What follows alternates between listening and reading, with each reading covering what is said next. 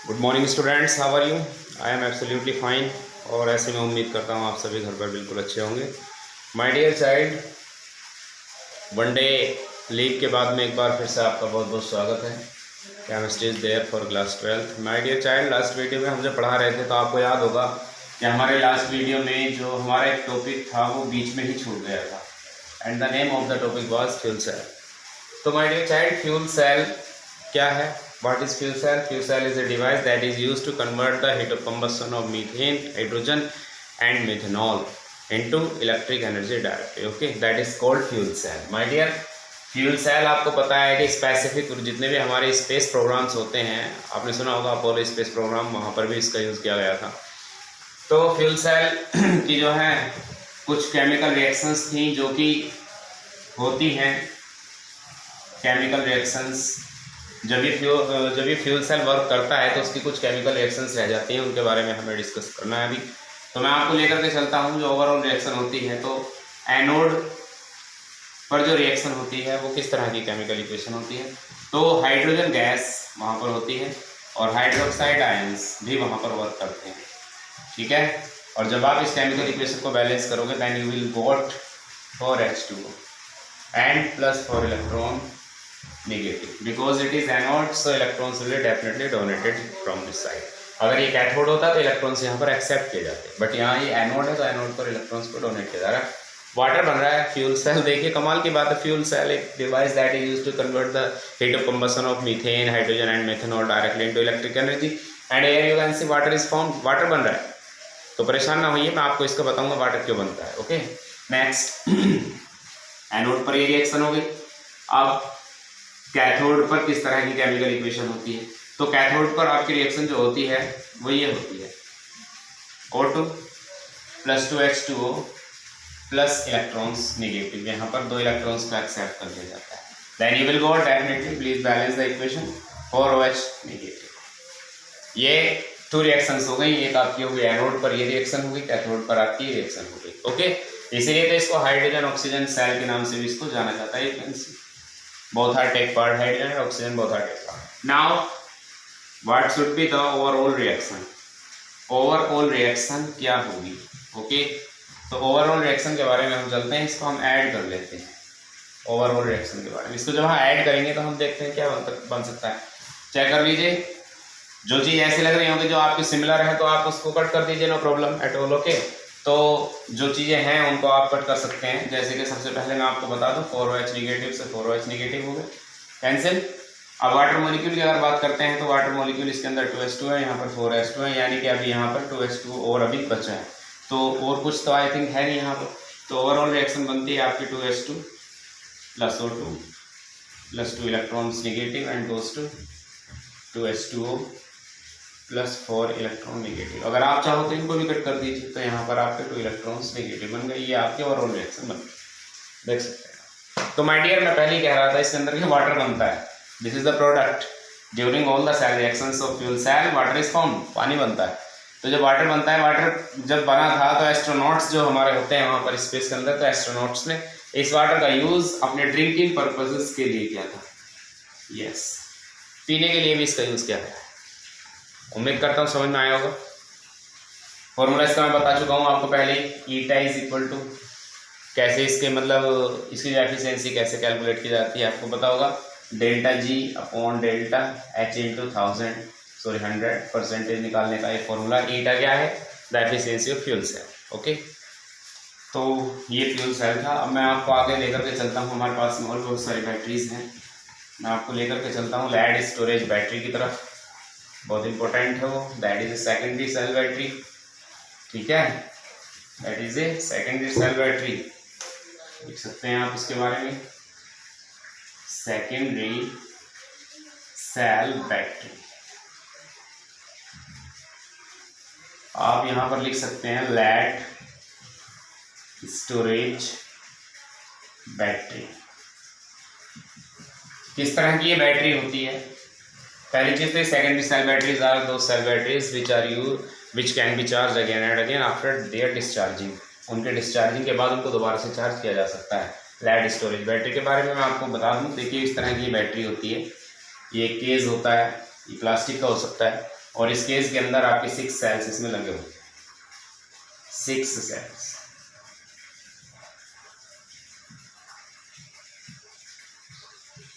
ये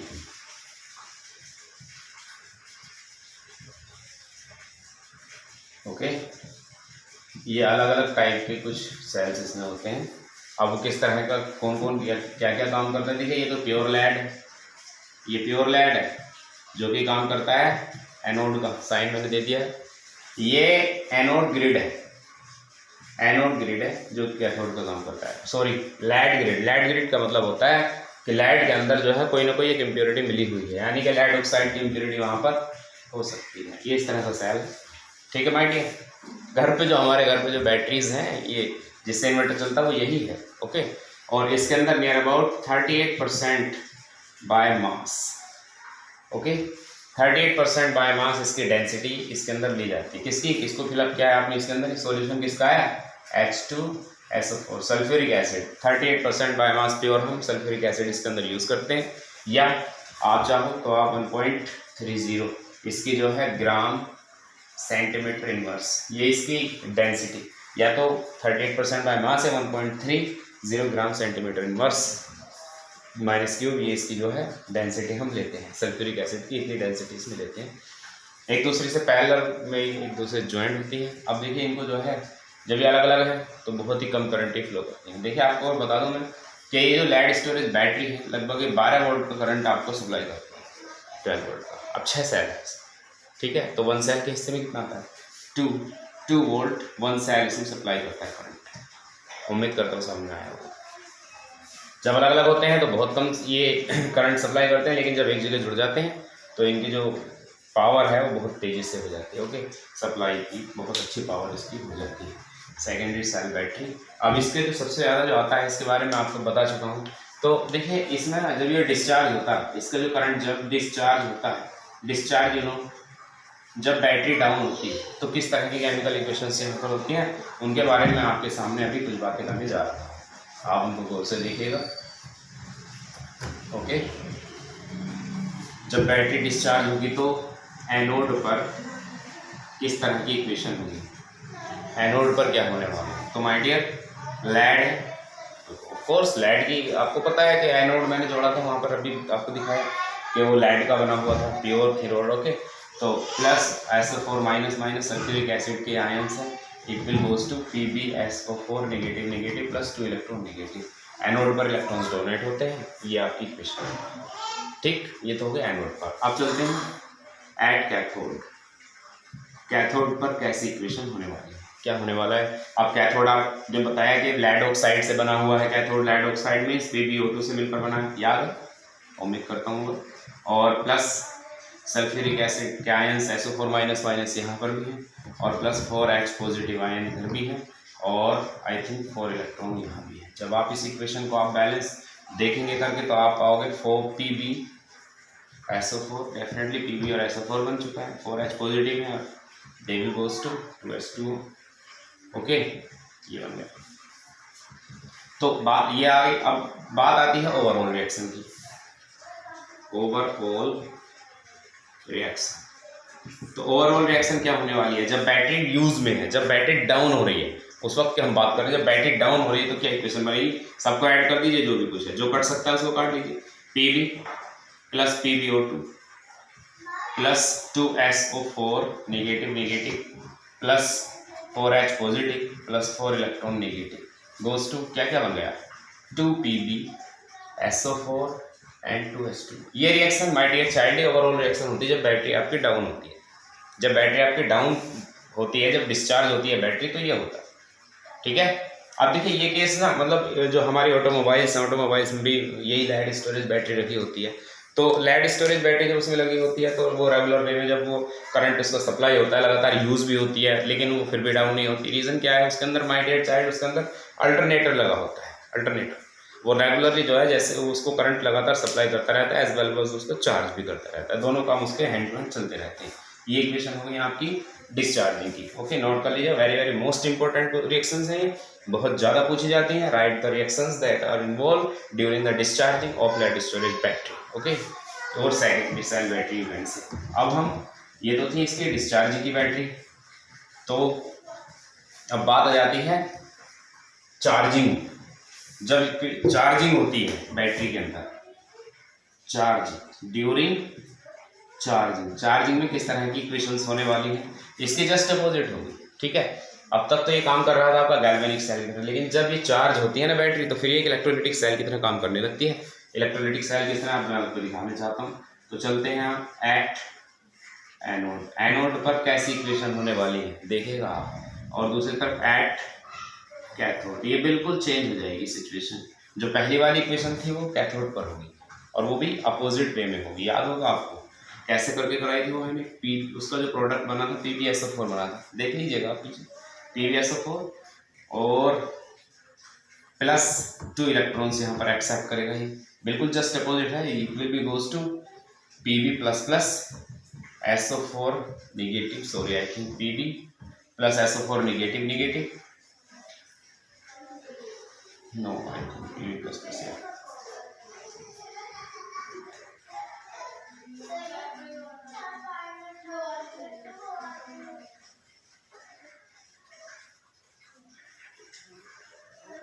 चेक करता हूँ, वेट, इक्वेशन गलत नहीं होनी चाहिए। Okay my dear student, so cathode पर आपकी इक्वेशन हो रही है PbSO4 Pb plus SO4 negative. Okay no problem, only this is that, बस ये बनेगा।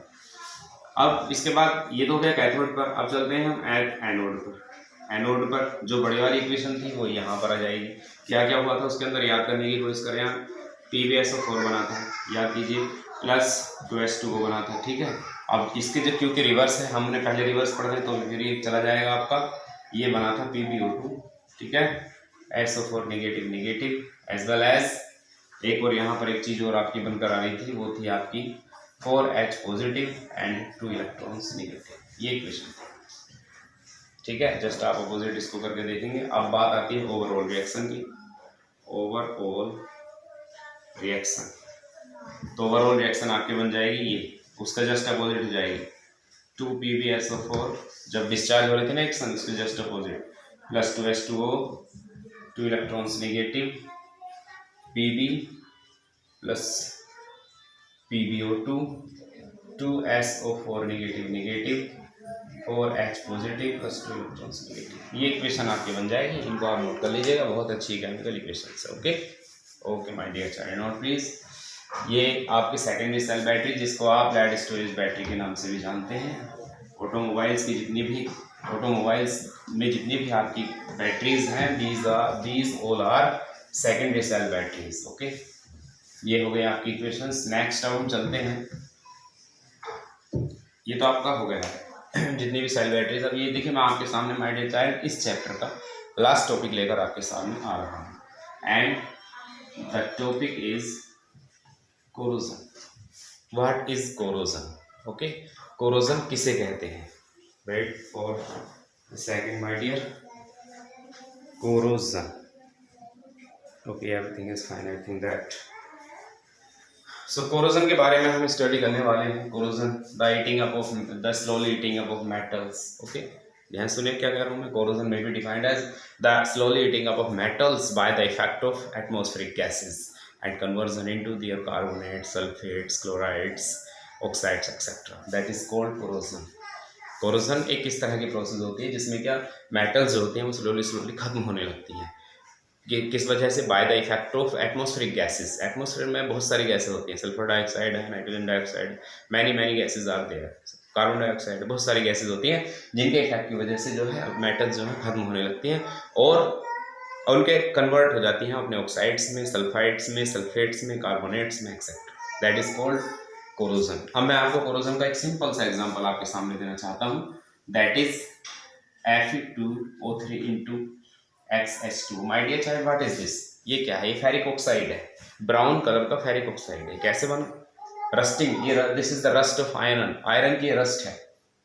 आयरन, जब आयरन के ऊपर रस्ट होती है ना, जब आयरन कोरोड होना स्टार्ट होता है तो that is goes to Fe2O3 into XH2। आपने देखा होगा आयरन के ऊपर, आयरन को देखा होगा आपने को, उसके ऊपर जो है ब्राउनिश कलर की, रेडिश ब्राउन कलर का एक सब्सटेंस उस पर इकट्ठा हो जाता है। The chemical formula of that substance is this is. Okay, अब ये है आपका कोरोजन। मैं एक बार फिर से डिफाइन कर देना, कोरोजन में be defined as the slowly heating up of metals by the atmospheric by the effect of atmospheric gases into their oxide, sulfide, sulfates, carbonates, etc. That is called corrosion. Okay. अब ये इसका formula आपका आ गया है corrosion का। जब rust of iron होती है तो माय डियर चाइल्ड इसकी एक मैकेनिज्म होती है, मैकेनिज्म ऑफ कोरोजन या mechanism of rusting of iron, mechanism of rusting of iron. Rusting of iron की मैकेनिज्म क्या होती है, किस तरह की मैकेनिज्म, किस तरह की प्रोसेस ये होती है, क्या मैकेनिज्म का क्या मतलब अपना एक किस तरह से वो पूरी होती है, किस तरह से रस्ट बन जाता है, तो उसके बारे में हम अभी बातें करेंगे। मैकेनिज्म रस्टिंग ऑफ आयरन, तो कैसे रस्ट जमती है, तो मैं आपको लेकर के चलता हूँ। फॉर्मूला मैंने अभी अभी आपके सामने लिखा था Fe2O3 × H2O। तो मैं आपको लेकर के जाऊँगा एक एक स्टेप बाय स्टेप आपको बताऊँगा किस तरह से होता है। तो मैं आपको सबसे पहले लेकर के चलता हूँ स्टेप फर्स्ट की तरफ।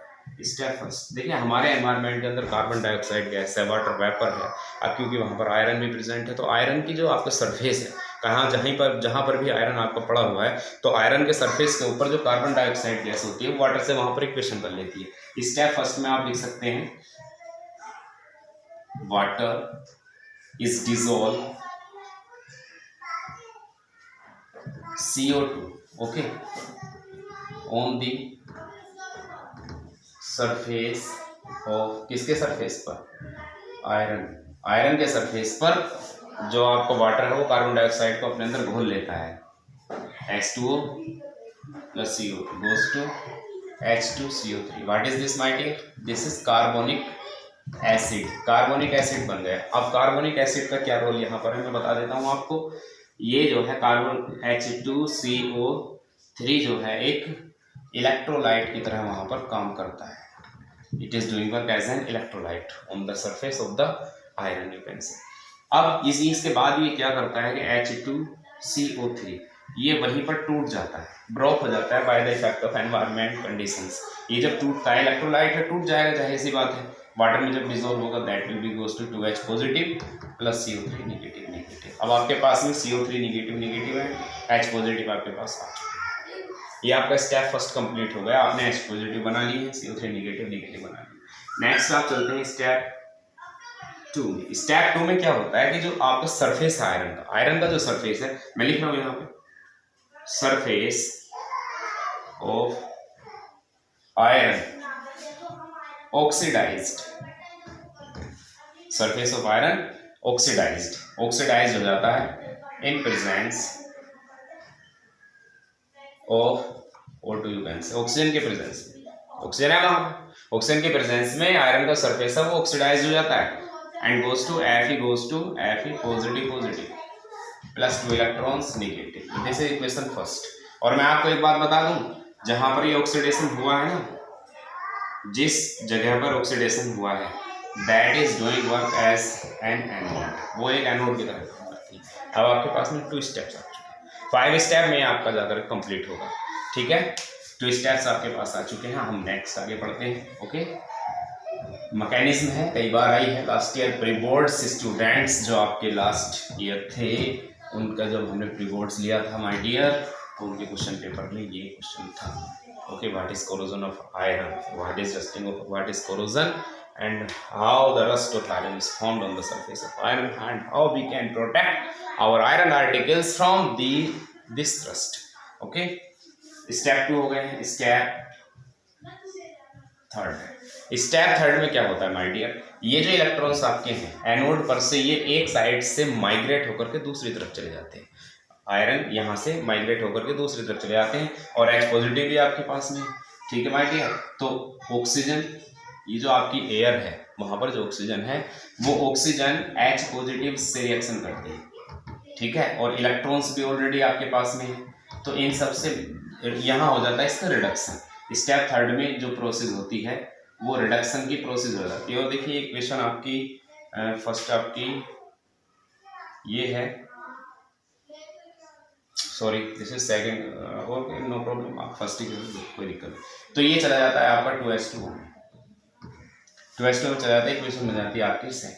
नाउ ऐड कर लीजिए, equation first and second, equation first और सेकंड को आप ऐड कर दीजिए। तो फर्स्ट और सेकंड आपके पास में इक्वेशन फर्स्ट ही है, इक्वेशन सेकंड ही है। ओके, तो दोनों को जब आप ऐड करेंगे then you will got Fe plus O2 plus 4H positive plus 4 electron negative goes to Fe positive positive plus 2H2O plus 2 electrons negative. आप चाहो तो इलेक्ट्रॉन्स को इलेक्ट्रॉन से कट कर सकते हो, 2 रह जाएंगे यहाँ पर, कोई प्रॉब्लम नहीं होगी। तो ये यहाँ तक आप इस इक्वेशन को लेकर के यहाँ आप आ गए। ओके, अब नेक्स्ट आपका स्टेप आता है स्टेप 4। आपकी जो एयर है, ठीक है, ये एयर, एक second please wait, something error is there.